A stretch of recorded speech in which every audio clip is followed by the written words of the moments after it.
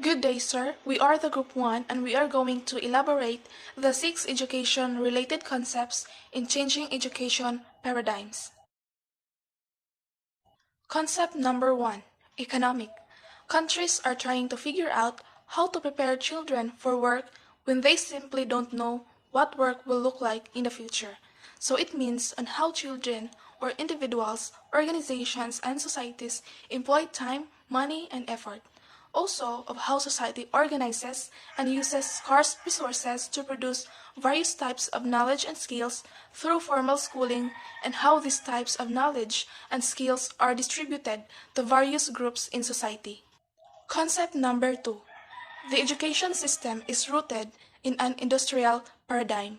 The problem with the current education system is that it was conceived in the cultural context of the Enlightenment and the economic context of the Industrial Revolution. So the modern education system was originally founded on an us and them mentality.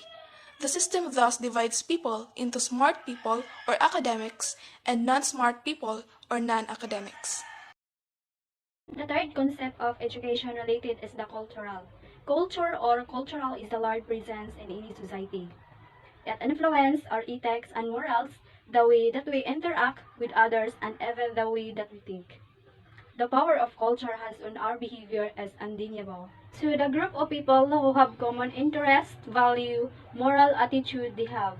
This means that the cultural in 21st century is the development or new learning of culture that people apply. The generation is on the technology and they have get into applications in their lives through many aspects they discovered. The fourth education-related concept presented is that we medicate our children in order for them to complete their education. Children with ADHD or attention deficit hyperactivity disorder are given Ritalin, Adderall, and other potentially dangerous drugs to help them focus and calm down. Many physicians, parents, and teachers have long believed that stimulant medications help children with ADHD learn because they can focus and behave better when they are medicated. Parents are effectively anesthetizing their children to get them through school. However, a new study finds that medication alone does not improve classroom learning for ADHD children. This implies that we must think differently and shift paradigms. We need to come up with a new way to help ADHD children focus in school without using medication, because medication can have side effects. At school, parents and teachers may need to come up with new ways to keep children with ADHD from becoming bored and engaged in learning without resorting to severe medication. Just because a child has ADHD doesn't mean he or she has to take medication. There are natural or alternative methods for assisting an ADHD child to learn in school or to be willing to attend school. To properly find a solution and adapt to new ideas and changes, we must take a different path. The fifth concept of education related is the education system kills creativity. Creativity is the interaction between the learning environment, both physical and social, the attitudes and attributes of both teachers and students. Divergent thinking is an essential capacity for creative thinking. It is the ability to see a lot of possible ways of interpreting and answering a question, to think laterally, and to see many possible answers, not just one. Sir Ken Robinson, FRSA, claims that school kills creativity, arguing that we don't grow into creativity, we grow out of it. Or rather, we get educated out of it. We students should have a voice in the education system today, because mainly we are the ones who are being educated. So control of education should be in the hands of students. We should be centered first and foremost.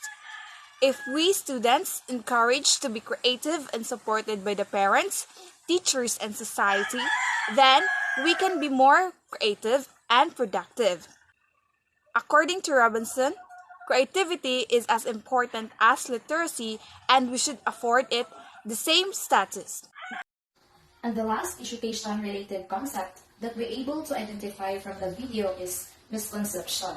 So misconceptions are not isolated incidents but rather normal outcomes of learning. Students may form misconceptions as a result of exposure to inaccurate information through faulty reasoning. Also, some misconceptions are significant barriers to new learning.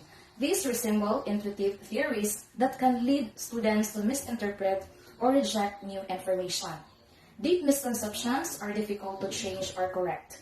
Simply presenting accurate information to students does little to change these misconceptions.